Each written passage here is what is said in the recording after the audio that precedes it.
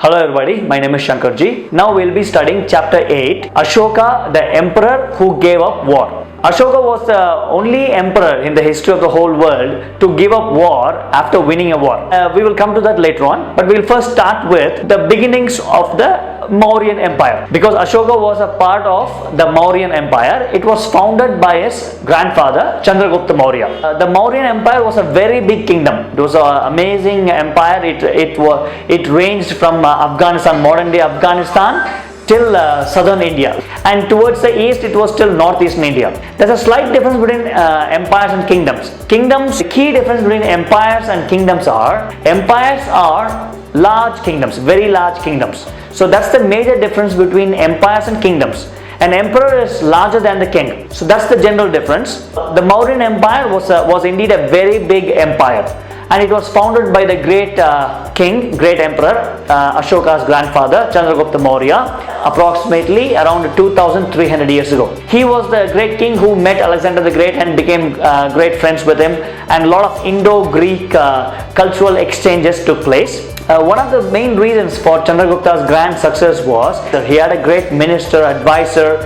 He was called Chanakya. Also, he is also known as Kautilya. He was known as the kingmaker. He was a very wise man. A lot of people used to come for even a lot of kings used to come for guidance, and he used to guide them efficiently. So he was a great man, and he wrote a great book known as Artha Shastra. Artha Shastra means like the science of understanding things, the science of understanding various aspects of this world, especially regarding warfare and finance. So it was very much admired by the kings. It was very much followed by the kings and various administrators. They followed Chanakya's advice, also known as Kautilya's advice, sincerely. And then Chandragupta Maurya was succeeded by his son Bindusara. He was Ashoka's father. And then after him, Ashoka the Great succeeded in expanding the Mauryan Empire. And after Ashoka the Great, the Mauryan Empire slowly declined, and then it was destroyed. Now we'll take a look at what do you mean by dynasty. Dynasty means when one family ruled a particular country or a kingdom or an empire for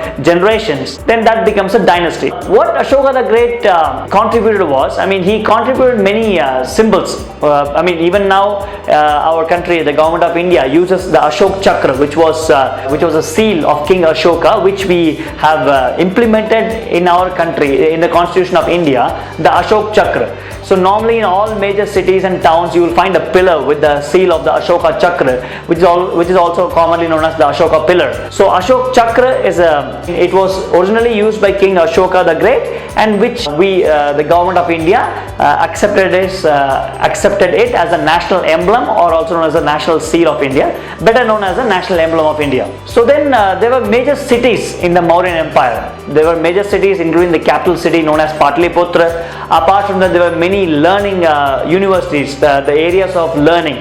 There were great cities which contained great universities like Nalanda, Takshashila, even Ujjain. And Ujjain was not only a city of learning as well, it was a very, very important Hindu pilgrimage city as well. How the ruling inside the Mauryan Empire was done. The basic division was that this Mauryan Empire it was a large empire, and large empires generally have different parts ruled differently by different people.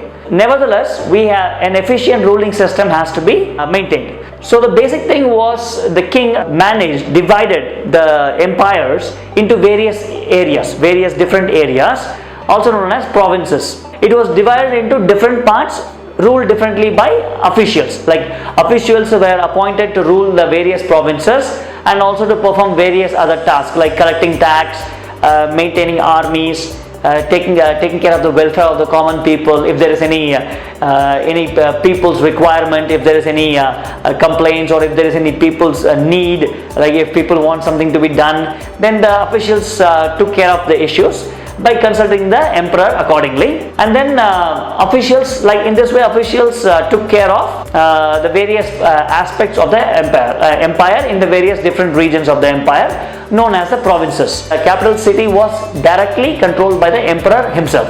And then messengers. There were messengers from the king, from the officials. They were maintained and they were sent to and fro to send various messages to various people and to get various work or things done. The empire, even though it was divided into provinces, they also had a provincial capital. Apart from this, the Mauryas also controlled roads and rivers as well, because roads and rivers were the major means of transport in those days. Because roads, you had to carry goods by horse carriages or by bullock carts, and also by rivers, because boats and maybe mini ships used to carry lots of goods. So the emperors made sure that they had their own security people guarding the roads and rivers on a regular basis. Apart from this, they collected taxes, and apart from taxes, they also collected tribute from the people, because taxes are regular amount of a part of the earnings, either in cash or kind, regularly given to the emperor.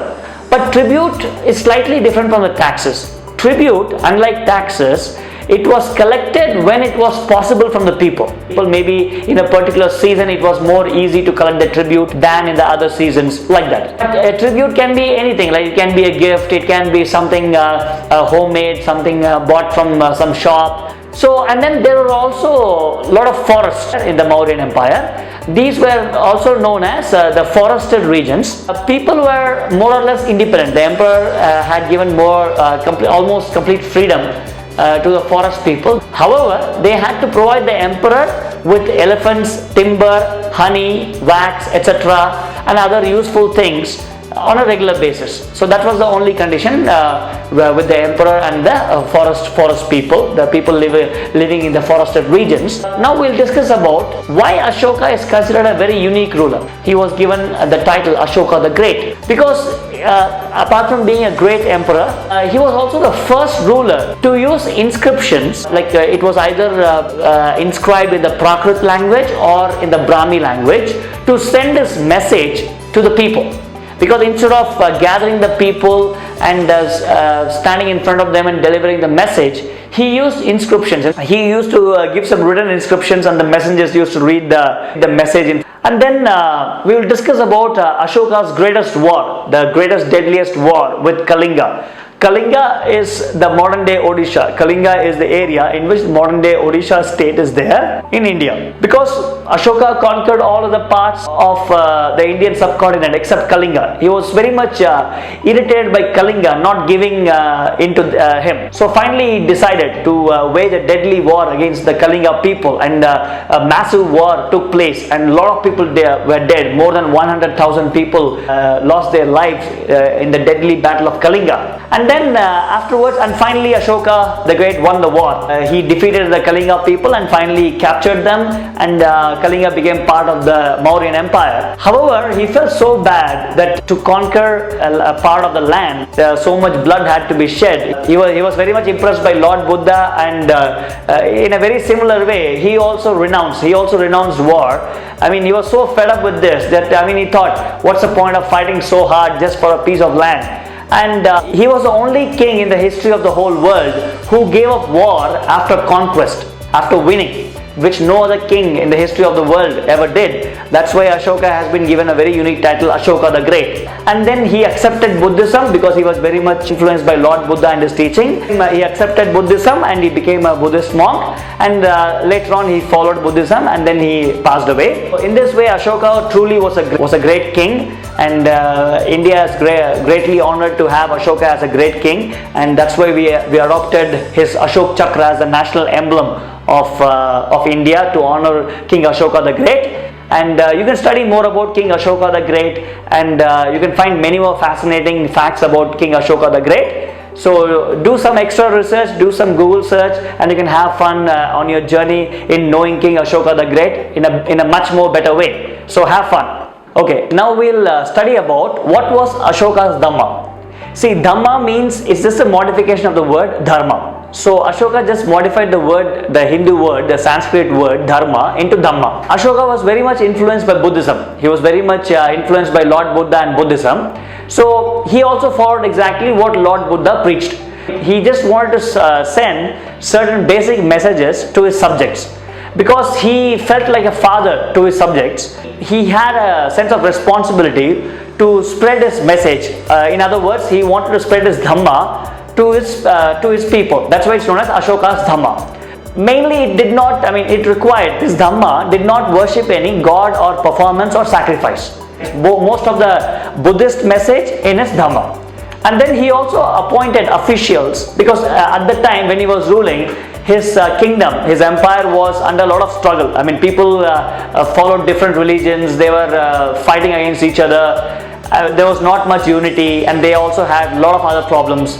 So he felt that Dhamma had to be preached to his people so that they can control themselves, they can discipline themselves. That's why he appointed officials known as the Dhamma mahamatta, who taught the people about Dhamma and especially about Ashoka's Dhamma, so that his subjects, his people were very much aware what King Ashoka the Great wanted to convey to his people. And it was really very efficient, this appointment of Dhamma mahamatta people. It was very useful, not only to Ashoka the Great, also to his people. Apart from this, he inscribed many of his messages on rocks and pillars, and officials read these to the people on a regular basis. So people got to know, they got to know Ashoka the Great, their emperor, in a much more better way. They felt a strong connection to him. Apart from this, what Ashoka the Great did was, he also sent many messengers to spread his Dhamma to other lands like Syria, Egypt, Greece and Sri Lanka. He also built a lot of high quality roads all throughout his kingdom, throughout his empire, and he also dug a lot of wells which had good quality water, drinking water available for the people and also for the travelers all throughout his empire. And then he built a lot of rest houses, like anybody who needs rest can take rest over there. And he also arranged medical treatments for both humans and animals. Like, he made sure that doctors were available throughout his empire for both human beings and animals. He really took a lot of care to his subjects, to his people, and therefore he was truly a great king. That's why he has been given the title Ashoka the Great, King Ashoka the Great. Ashoka's messages to his subjects mainly included being gentle with slaves and servants. Ashoka emphasized that you be gentle with your slaves and servants because they are working for you. You be gentle with them, you don't have to ill-treat them.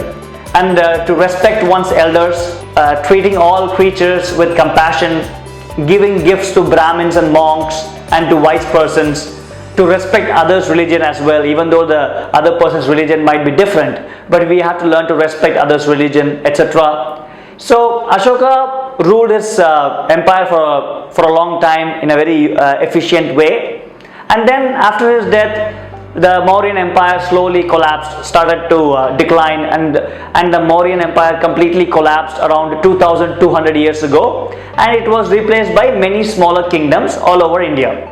In the meantime, while the Mauryan Empire was rising and then declining, during the same time other developments in various other cultures were taking place, like the Great Wall of China was being built in our neighboring country of China. The Great Wall of China was built around 2400 years ago, and it's one of the few man-made objects which is visible from space. It's an amazing thing. And it was mainly built by the Chinese Emperor Shi Huangdi to mainly defend China against the Mongols, mainly to defend China against the dangerous Mongols and also other barbarians. So this was the main reason the Great Wall of China was built. Some important dates in this chapter are: the beginning of the Mauryan Empire took place around 2300 years ago, and the decline or the collapse of the Mauryan Empire took place around 2200 years ago. So these are some of the important dates in this chapter. So you also study a lot regarding Mauryan Empire. If you want, you can add more points to it. And if you have any doubts or suggestions, please let us know in the comment section below. Thank you so much. Have a great day.